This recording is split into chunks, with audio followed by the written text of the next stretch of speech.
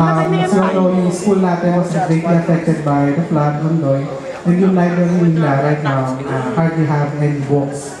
So, to the kindness of one of our batchmate, si Mrs. Annie Leonardo Felix, Mrs. Felix siya, she's donating 2 parcels or 2 boxes of books from the Linis that she'll be sending in.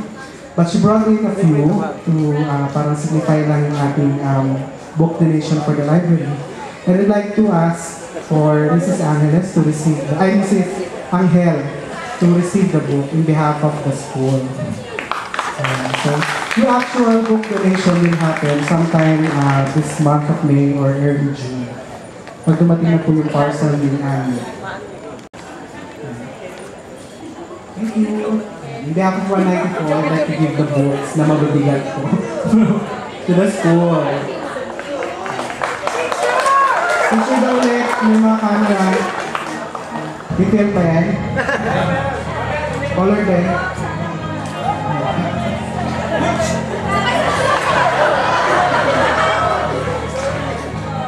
Ito naman, ma'am. Ma'am. Ito pa.